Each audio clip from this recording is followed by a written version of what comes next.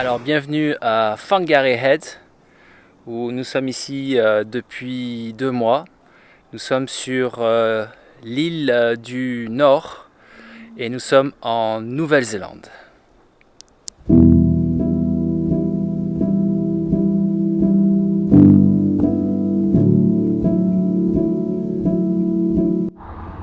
Alors aujourd'hui on va gravir cette montagne ici.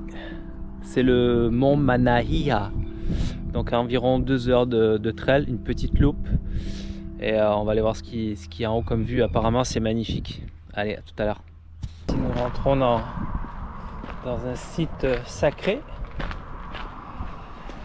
Et je vais vous expliquer un petit peu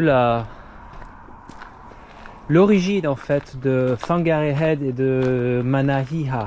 Voilà, je vais vous expliquer ça tout à l'heure. Donc premier petit arrêt. Mont Manahia, Whangarei Head, Bream Head, toute cette région là en fait c'est le résultat des deux plaques tectoniques qui se sont une est passée en dessous de l'autre, donc la nord et la sud, et qui a créé en fait il y a 20 millions d'années, 21 millions d'années exactement, des méga éruptions, donc qui a créé un méga volcan, toute la région de Whangarei. Et ce méga volcan en fait faisait, là où on va, faisait environ 1000 mètres d'altitude, et avec les érosions durant ces 20 millions d'années, ce qu'on voit là, en fait, toutes les têtes qu'on voit, c'est le résultat en fait de cette lave qui est beaucoup plus dure, qui est mélangée avec une sorte de gravel et de roche, et qui résiste avec le temps en fait. Et voilà ce que ça donne, un petit exemple. Ce qui est incroyable dans toutes les trails qu'on fait ici, c'est la végétation, mais comment elle se développe. Regardez cet arbre, celui-là aussi, c'est incroyable. Ils sont énormes, ils ont des positions hallucinantes. On va juste écouter la nature.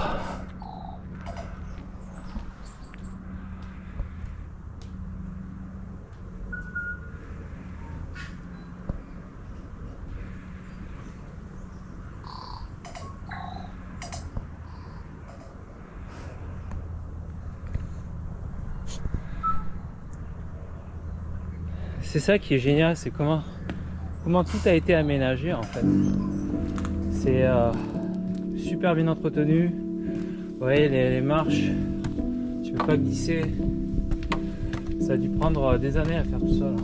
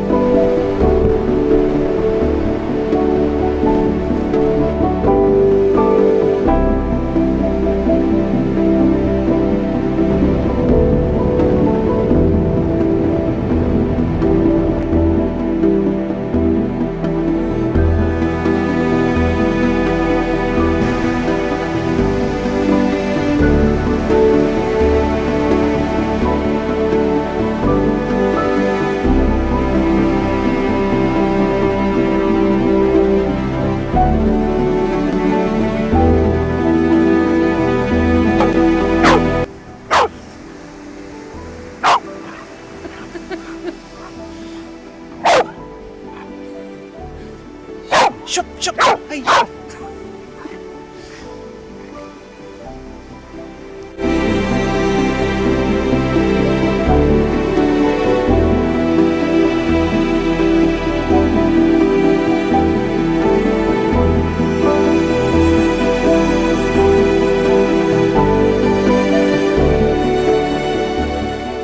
On va essayer de pêcher ce décor paradisiaque. Première chasse sous-marine en solo à Smuggler's Bay, ou petite collecte d'oursins ou de crayfish. Il y en a qui partent faire du hunting avec leur fusil, leur tente et tout. Voilà, ben moi j'ai le sac qui doit faire 5 kg, la ceinture de l'Est 3 kg, plus des plombs de 3 kg, plus la bouée, bon, un petit 15-20 kg là, tranquille, avec le fusil. Donc on va aller à Smuggler Bay et on va voir ce qu'on peut pêcher. Alors pourquoi aujourd'hui? Parce que je m'étais inscrit sur Facebook à New Zealand Community Spearfishing Community. J'ai balancé un message, 5 personnes, ouais on y va, on y va, on y va. Là putain, ça fait une semaine j'attends, personne. J'ai relancé, ouais, la visier est pas bonne, il va y avoir du vent, ci, ça, là. Donc je fais ma Johan, on s'en bat les couilles, rien à foutre des autres, on y va, let's go. J'aimerais ça avoir 5-6 oursins, pas trop, parce qu'ici ils sont quand même assez gros et laiteux, ça devient vite écœurant, mais ils sont très bons. Alors le best, langouste, crayfish, une ou deux, et peut-être un poisson ou deux. Voilà, ce serait top. Sinon ça va être une nouvelle expérience. Toute la baie de Whangarei Head. Il est 10 h du matin. J'ai 1 kilomètre à marcher dans cette horreur. Voilà, vous voyez. Et la marée est en train de monter. Pendant que je marche, je vous fais un petit résumé du mois de mai et juin. Donc on est arrivé le 6 mai. Nous sommes au mois de juin, le 12 juin. Ça m'est arrivé à Auckland. Nous avons pris nos filles qui ont passé 10 jours en quarantaine. Et ensuite on est remonté sur Whangarei Head. Là on a pas mal exploré un petit peu les alentours, Matapuri, Kupo Bay, etc. Toute la côte, une partie de la côte nord-est, une petite portion de l'ouest aussi qui était magnifique avec les dunes. Et là Delphine est repartie, elle revient le 23, donc on va repartir pour d'autres aventures. Nous avons fait aussi Hobbit Town qui était super bien, un petit peu déçu mais quand même c'est très bien. Et donc là voilà ce qui nous attend. Alors petite leçon de poissonnerie, tiens. Alors les oursins ici on appelle ça le kina. Le kina. Ensuite le poisson qui ressemble un petit peu à celui qu'on a pêché, un genre de mulet, genre de saumon un petit peu, qui est délicieux, c'est le kahawai. En général c'est un poisson qui doit faire dans les 2-3 kg pour les plus gros. On a pêché à la canne à pêche. Ensuite on a le snapper, pas le red snapper, mais le snapper qui est vraiment typique là de la Nouvelle-Zélande. Alors ceux-là ils peuvent atteindre, je pense, dans les 10-12 kilos, quelque chose comme ça. On en a pêché mais des tout petits. Et ensuite on a le crayfish qui pour nous en fait c'est la langouste. Rien à voir avec le homard comme certains pensent. Là dans la gueule. C'est vraiment la même morphologie, la même attitude que le même habitacle aussi que la langouste qu'on retrouve en Méditerranée. Sauf que là, elle est beaucoup plus présente. Elles sont pas mal plus grosses. Et j'espère qu'on aura un petit peu de chance durant notre séjour de 6 mois ici, en Nouvelle-Zélande. Petit souvenir, ça me rappelle quand je faisais mes classes de coiffure à Hyères, à la presqu'île de Gien. Voilà, l'après-midi, c'est ce que je faisais. Je prenais mon matos, j'allais pas en cours. Je marchais, je trouvais un spot et j'allais pêcher pendant que les autres étaient en classe. Alors on va espérer qu'on attrape quelque chose. Ouais, c'est magnifique, hein. On dirait une piscine. Donc moi je vais aller toute la pointe ici là. Ouais, je me dis une heure et demie dans l'eau max. À mon âge, on fait plus les folies qu'on faisait avant, hein. Demandez ça aux goélands. Bon,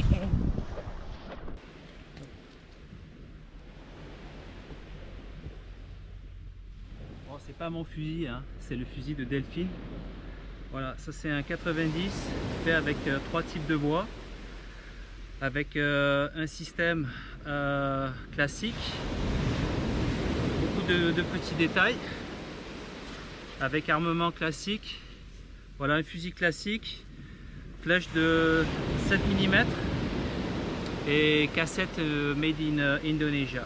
Voilà, très beau petit fusil qu'on va espérer attraper quelque chose. Alors comment mettre une combi très facilement? Alors on met du savon. C'est comme la mousse à raser, plus t'en mets plus ça glisse. Voilà. Alors là j'ai le super shampoing Wetty de la marque Wetty. Qu'est-ce qu'il a de plus? Ça rien. Voilà.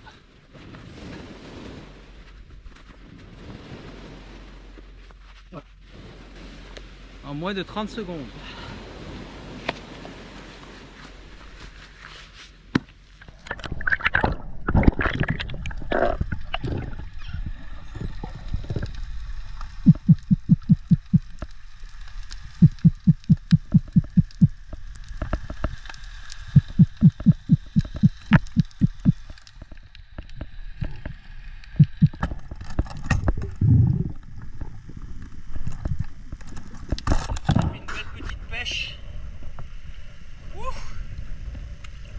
On a pêché du poisson quand même, pas ce qu'on voulait, mais c'est bien.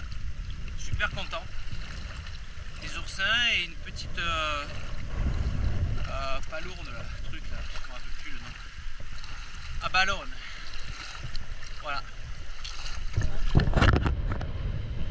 Petite pêche du jour.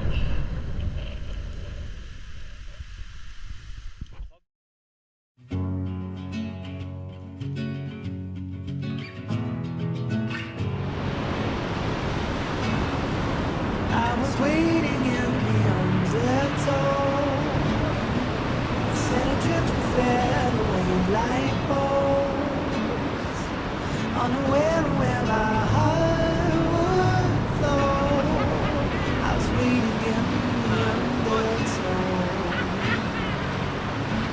Can't touch the bottom, sitting to a tumble. Waves that shake me out of my skin. Never been so easy, losing my direction. My bearings have me south of home. I've been wrong before. I was waiting in the undertow, set adrift with fairway light bulbs. Unaware of where my heart would flow, I was waiting in the undertow.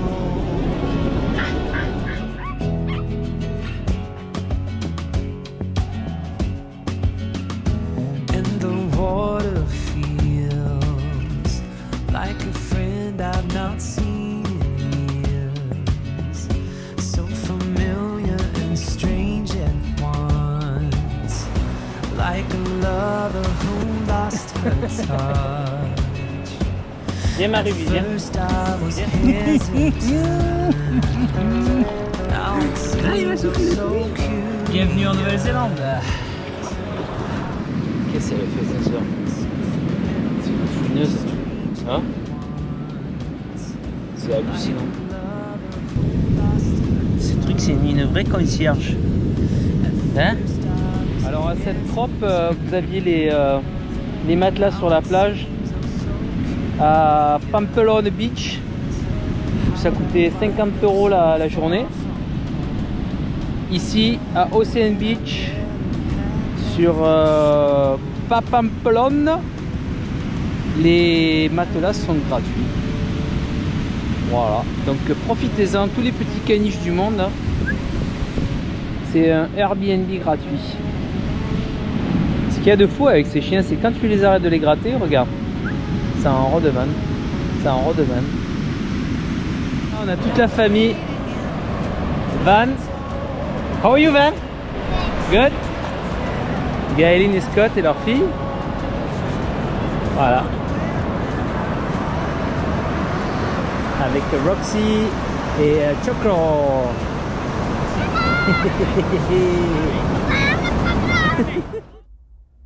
Ocean Beach est la Mecque du surf en Nouvelle-Zélande.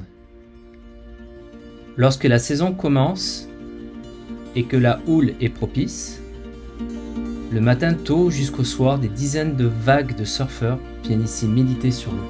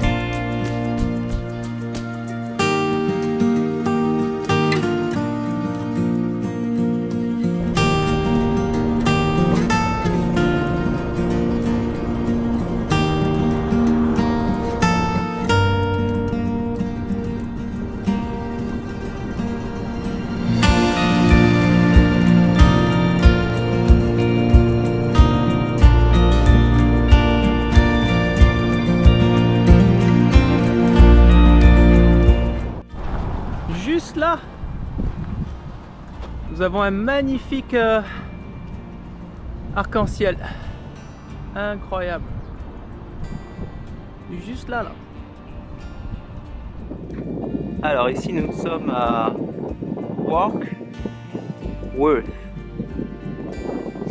C'est juste magnifique. La marée.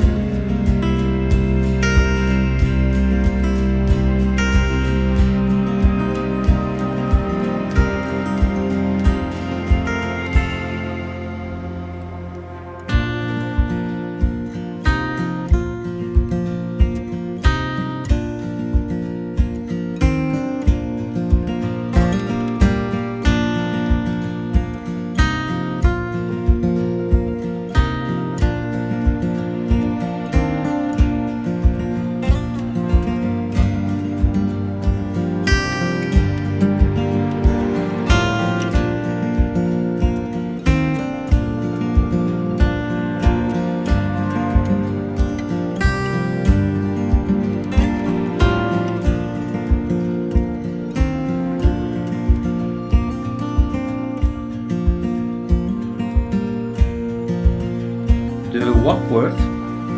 Nous descendrons sur Auckland pour aller rejoindre Delphine qui vient d'arriver de Malaisie. Et nous partirons pour de nouvelles aventures.